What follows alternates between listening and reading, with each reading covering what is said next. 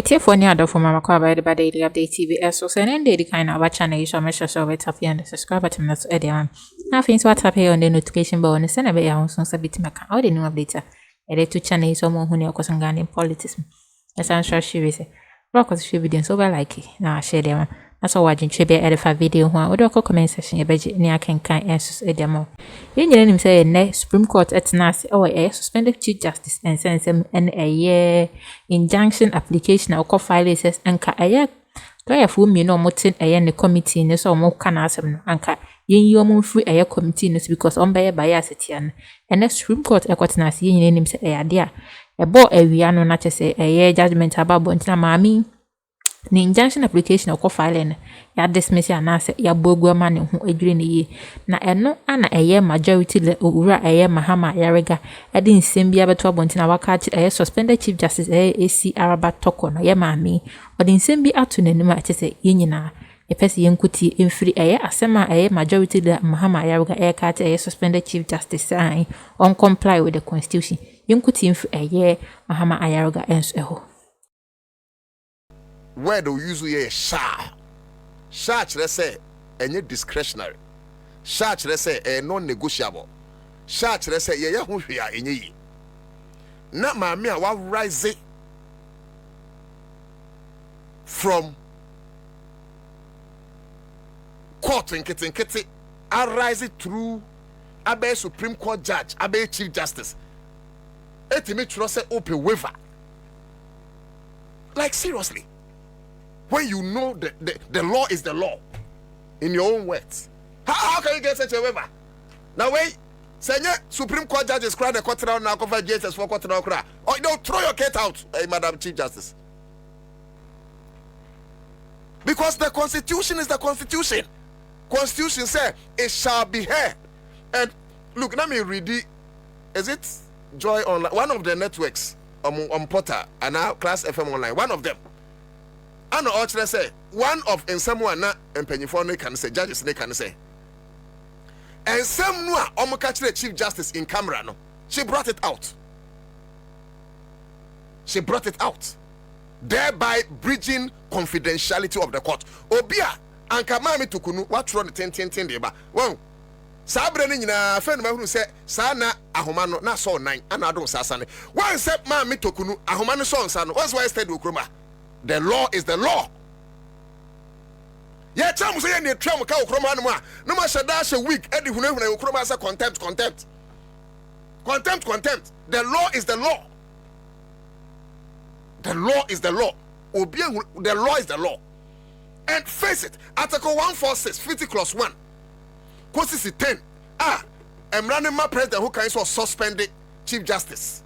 I hear from a president no wafum. Council of State, I hear from my phone. Committee na ya set no, I hear from my phone. And you are saying some person Scott Puamai, Justice Scott Puamai, any adibu. But na so saying. So there is a related case involving the petitioners. They were involved, and I saying, I feel that you want them to recuse themselves. Madam Chief Justice, you are the same person in the case of Speaker of Parliament. I don't know if it's right to say versus Attorney General. Case now, about said there were 4 parliamentarians as they declare seat vacant. Samukaya, Tadio sorry, Council Tadio sorry, and a legal, you can say, Lumri, and I say legal counsel, Emma Speaker of Parliament. Sad time, no, not Justice Jehu, at the bench, and so I'm a Tadio sorry, every Z, come say, Madam Chief Justice, Papa to a MPP, no, to that couldn't say MPP. Papa, you know, MPP t-shirt, where campaign. In fact, voter region, Keta outside, baby. Papa no contest as parliamentary candidate. 80 Asamina at that person, it borders on MPP and DC. It's a bayan come Papa ni recusal. Chief Justice, Mami Tokunu say, oh, Obia Sasiano, Norma, Ebi Obi Cry CPP, Obi Free NDC, Anama Menema, Justice Jewutana, and then the opposite poor mine, and Obia free swamp, and some medicates. The law is the law. Bravo Akroma. To the process. So far, I have not heard anybody specifically say that this part of the process is not provided for in the Constitution. I have not seen anyone. I have listened to all the discussions. Not one single, indication that this step in the process. People are throwing innuendos. People are speculating. Oh, why is it that these lawyers who are known to be lawyers who have ever represented X, Y, Z are the ones who are also representing the people that somebody decides to choose as lawyers? It's not my business. Are you getting the situation? My business is whether or not the process is respected. Are you getting the situation? Now, somebody says, I want the hearing to be held in public. I want a transparent process.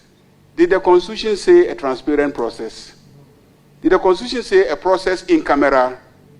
If the Constitution said a process in camera, when you are being vetted in this parliament and you are being appointed as the Chief Justice, why didn't you say that I am accepting the job subject to me not accepting the procedure for removing me? If you had told us at that time, would we have appointed you as Chief Justice?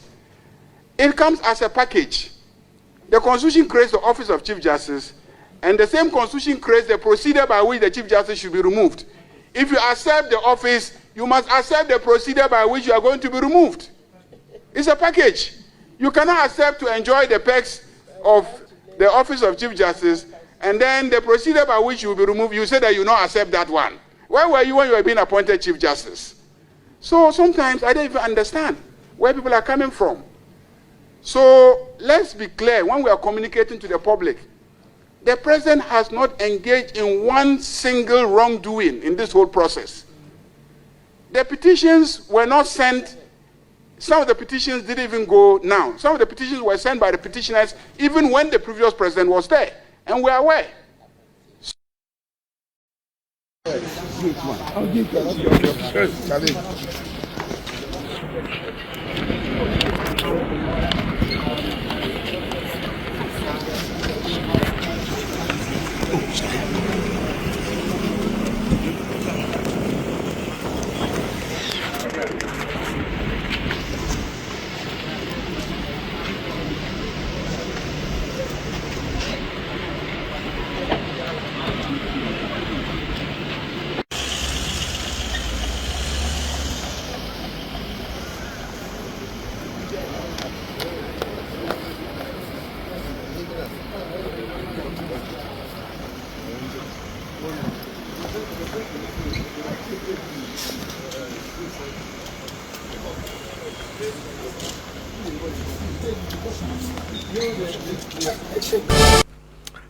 And some air cost so far. You reactions and in some I bet to join in Nana.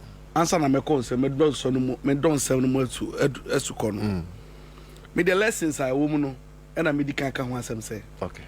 I'm real way you ninka so. Okay. It's no say the to me a show sir. There are three things as a leader, as I say, a guide actions and inactions. Because the SOD can say no condition is permanent. You also have to understand, say, tables do turn. Okay. And then ultimately, there is also death. And it is the ultimate silencer and equalizer. Okay. It doesn't care about your status, about the post our dinner baby, our dreams and your call. Okay. Sanama will mean as you are it will destabilize you. That's right. And so, Obibia, ye did to me ashan and saw ye bibia, and I saw Kai who say, they did kind to me no honor, a bit to me a feeling, sir. Share answer now, ye better 2024 elections. Did ya President John Dramani Mahama, Ghana for Nina G2 Mua. Now, who didn't was raw, Omuji 2 more say and 2 Banfama, President John Dramani Mahama. Na sample back where to Ghana for Sumpa the Ura. Akroma FM 100.5. Operation Recover All Loot, no. Okay. Not just a baby, Ketashe, Proye Dream, Chrono, Bibia your mind, dear Bia.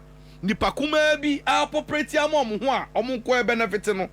Yang Ghana for yet did you Medina President John Dramani Mahama. Yes, sir. Any na pan for wa ben say monkwaji yen sika ne ye niam e wo abontin so for fambre fie famaye enu ti ne to aba ma mo no fire enti no de di kan no me pese min kanche President John Dramani Mahama say oni shaking oni fear bia. That's right. Ghana 4 na chi monsro hwe more fire again mi wu ade enso a so far no President John Dramani Mahama waya was circumvent anase what try to undermine constitution, you know, no aya according to his own whims and caprices. Okay. Odimrane so bibi odimrane so ye bia no ye fo ne so. Akroma FM. Na bio no mi nkoye etietie sam nkotietie obi bia meka say oh nkrofo emu man pressure nkrofo emu ye ni say nti no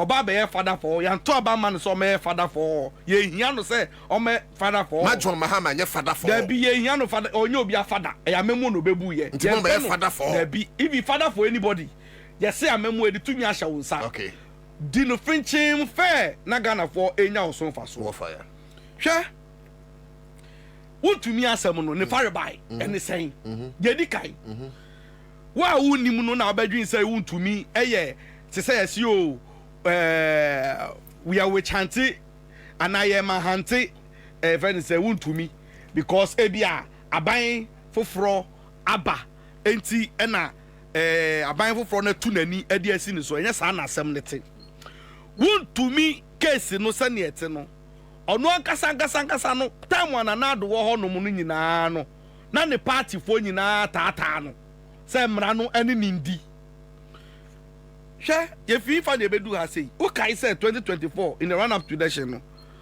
you tag for call demonstration echo strike say eyi galamse sania etu atese a yensuo ni yefudie esai no ebe hia say ye de hihye begu akwan mu otherwise almost classroom CSOs for etu omusi ho mu incentral for kra mu nyina mu de mu ho agi mu and enko wiase copy a chire no ni ye hu se nkrofo bi na edi Ghana nyam and obeka organized labor kra so ye bi na nipa ba kwa ni din be to mu edit inteman wonsam nyina ye chairman wo untumi na ni din be to odwa okay chairman untumi din be to odwa no CSOs for ekase no o ma ye research akwa ko hu se no chairman untumi or ye illegal mining and to the extent say no illegal mines na oye no wasanso twitwa asase eton eje hu royalties yet is sensitive ni our forest honum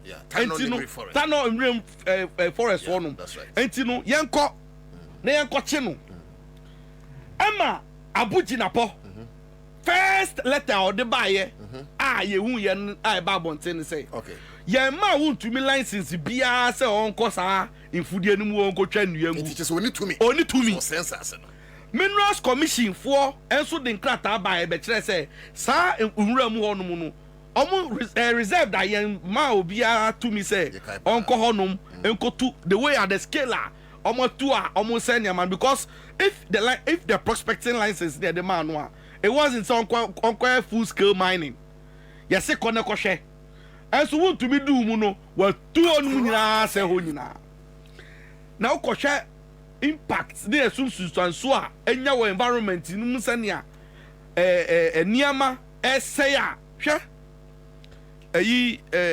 third world country a third world network for okay research on the Babonte or say we mining communities this year me no kase ya out of 10 kids I be no 2 to 3 cases there you warm with deformity because of environmental factors are contribute to sania omo makeup na ye nyim omo no omo form ye no obehwe obi na nsa obehwe obi nani ne nine all those things nyina and you were talking about the stability level yes hwe se si am no kasai se si alum water works for crampus omo use okay e de esiesie nsuo no ekora nsuo no se na be ye omo be distribute am yen consumers for no omo se si they need 10 times the budget se na be ya omo betumi e dia supply sa na ma nyina na sasa de we nyina 10 times the budget yes na sasa na ma we nyina koso na untumi enwa bebon mu na ye ka ho asem a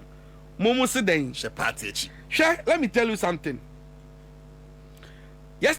Ati for me da mo nyina asese mo hwe video na chese eye maame esi araba Torkornoo Chief Justice ana mo hu video so na mo sa te eye majority leader Mahama Ayariga a ono so odi nsem gwe so ato eye suspended Chief Justice enim se ono wa enjoy pa eye enti se dru se ono so se eye tribulation ekana on respect eye constitution because ultimately na ho wo enjoy Emma a whole lot of judgment be any concern kai say fearful Chief Justice ano babonten so what me atna say ama all those ruling and say judgment nyina mma eno kra Ghana for Akroma no to mo adinti na adru so there and because of say we Chief Justice ninti wo dey ss a constitution obro so once na we can say emra no emra na adinti na we dey say the law is the law there you don't want to comply with the constitution Mahama Ayariga echirima suspended Chief Justice or respected a constitution no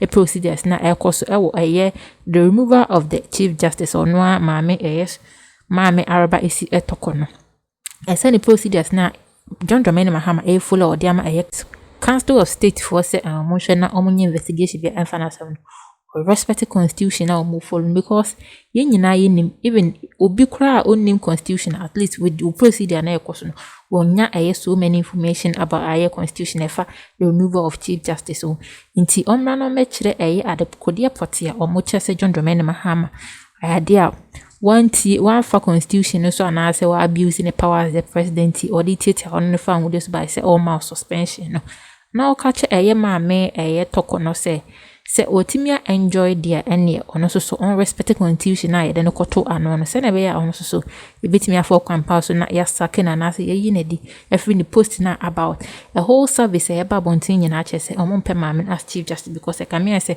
de no be ka say because of any proceedings na cause into the judicial no amafo e mo kenon enya manfo na emoke judiciary ono na betina so ama Ghana for emoke judiciary because of some kind of judgment na maame e de ban bontana sem ko for do motina nsem so mama judgment e come say na they are affiliated with the and the opposition party MPP anuti Ghana for lose gidi anom go judicial system na nka yire pass anki ye de be court and na obi nyansem kro on person de be because nim say atantre ne ankasa ebi ne ho atanchia mom ene wo ho and say Ghana for so Pewodia as outenanting, my social winsimo.